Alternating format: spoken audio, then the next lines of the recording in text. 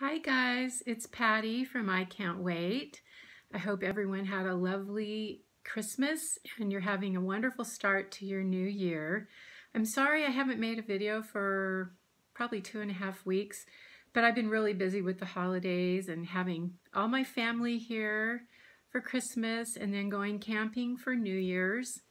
I had a great time with my family. My house is a disaster still.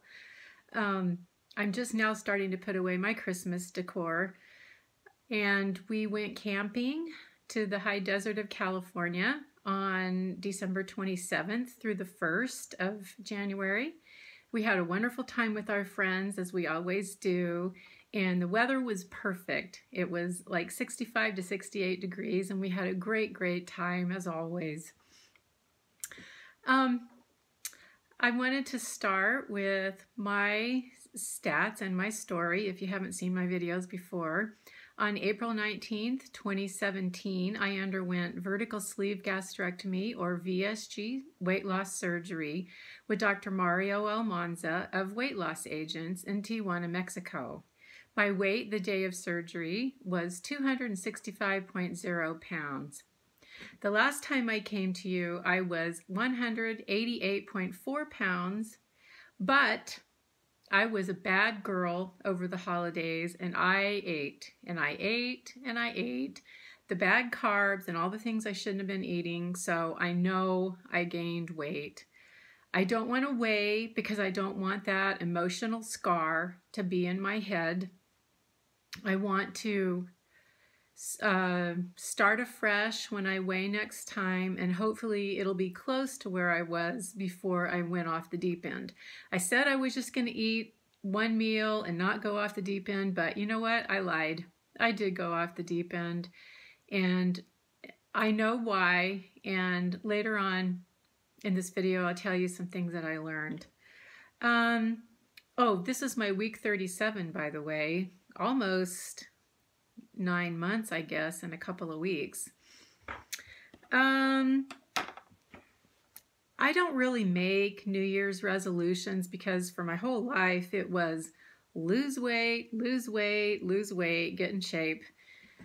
But this year I decided a couple things. I do want to lose weight. I want to get to my goal weight, which is 150 pounds. I'm 5'3½", almost 5'4".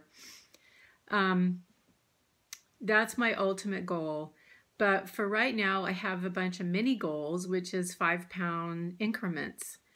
So I have no idea what I weigh right now. I actually lost an inch in my waist since last month, which is bizarre because I haven't lost any weight, but I'll take it. But I do have a couple of things I'd like to work on this year. I want to be less judgmental of everyone and everything in my life. And that goes for being less judgmental of myself too.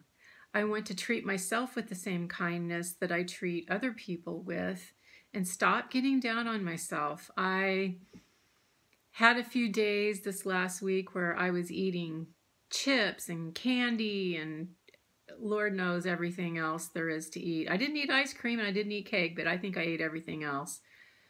I didn't eat large quantities of anything, but I ate constantly. And I think my sleeve has stretched a little bit, which is very distressing to me.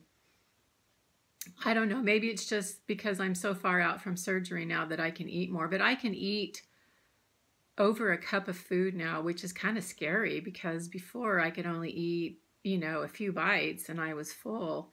Now it takes a lot more to get me full, which I think is normal, but it's scary nonetheless because I don't want to go down the path of gaining weight again.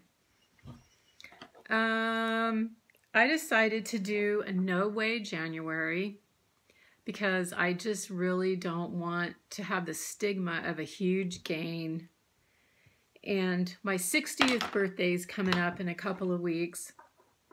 And to tell you the truth, I'm kind of freaked out about that. I can't believe I'm going to be 60. 60! That's getting old. I still feel immature, like I've always been. I don't feel that age of what I always thought that age would be, but it's still kind of freaking me out. I got to be honest. I got to be real. It's kind of playing head games with me right now, being that age. I mean, I can feel my mortality slipping away, and I want to be around when my grandkids get married and have children and all that. And, you know, we don't know how many days we have. Our days are numbered, but I'm so glad I made the decision to get the sleeve, because I'm healthier and I will be more healthy as I lose more weight. And that will help my overall health, not just my weight, but it'll help my overall health and hopefully stave off things such as diabetes and heart disease and things like that, which so many people succumb to. Let's see. I'm going up to my daughter's in northern Utah for my birthday weekend. And I've instructed her, if she makes any kind of dessert, that it has to be low carb or keto only, because I do not want to go off plan again so soon, or ever for that matter. Because of going off plan the last few weeks, well, actually, since Thanksgiving is when I first went off plan, and then I got back on, then I went off again at Christmas. I have not had a net loss for over 2 months. And that's scary, guys. I am not pleased with that, and it takes so long to recover after you go off your plan of eating. I do not want to do that anymore. I want to reach my goal weight. I want to be healthy. I want to be in control of what goes in my mouth. I'll tell you a little bit of what I learned this holiday season. I've learned that I cannot have bad carbs because it leads to cravings for more bad carbs. I'm not talking about a little bit of fruit or, you know, things that are healthy for you every once in a while, but I'm talking about sugar, chips, things like that. I just cannot have it. It's like a drug for me. Carbs, bad carbs are like drugs for me. And once I ingest them, it's all I want. There's like a key that gets turned in my brain. And that's all I think of all day is eating more bad carbs. And I know food addiction is real. And I know carb addiction is real. And I have it. I've had it my whole life. I think I said in one of my first videos, I knew that I was weird with food from the time I was about 5 years old. So it just really, the last few weeks have really brought home to me that I have this addiction and it's not going away. I have to learn to deal with it and learn to cope. And for me, that means staying pretty much low carb and staying away from bad carbs. I cannot have 2 or 3 cookies and carry on with my day. If I have 2 or 3 cookies, I need all the cookies. And that's not healthy. That's not good. I have no control over what goes in my mouth after I eat sugar like that. It's kind of scary and it's kind of humiliating to admit defeat like that over food, but it's real and it's true, and that's something that is in my genetic makeup. It's just the way it is. I also learned if bad carbs and bad food are around me for too long, I will succumb and I will eat them. My husband has ice cream almost every night. He eats carbs, he eats whatever he wants, and still loses weight, by the way, which is so annoying.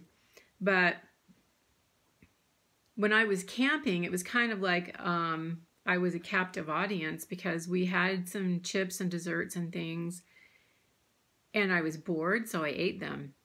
And I cannot have those things around if I want to stay in control of my food plan and my eating. And I also learned, as good as it is to eat some bad carbs and to have some sugar, it's like a drug addict. I mean, it's so good when it's going down, but it's not worth it in the long run to gain all these pounds back. And I don't even know how many I've gained back because I'm not getting on the scale this month until the end of the month. But it's not worth it to feel the guilt and the shame and just feeling out of control. It's not worth it. And I don't want to do it anymore. I want to take one day at a time, one meal at a time, and I want to feel like I have some control over what goes in my mouth. I have gotten some new subscribers, and I want to thank you all so much for subscribing to my channel. It means the world to me. And I have been so enjoying all of your videos and your vlogs, and they help to inspire me and make me think about certain things that maybe I wouldn't have thought of beforehand. So thank you for that, and keep making those videos. Since I'm not weighing until the end of the month, I'm not sure how many vlogs I'm going to make because I don't want to just be boring and not have anything to say. I'll probably make one more between now and the end of the month, but I don't want to make a video if I'm just boring and I have nothing to say. So please bear with me during this getting back on track period. This is my 4th day of being back on my low-carb food plan, and I'm starting to feel better. I had a horrible migraine the first day I started back on my low-carb diet. Oh, I hate the word diet, but I said it. Food plan. It was a hideous migraine, and I know it's from all the carbs I consumed the days before, and from just suddenly going from total carbs to almost no carbs, all in the period of 24 hours. So I took my migraine medicine, and it finally went away, but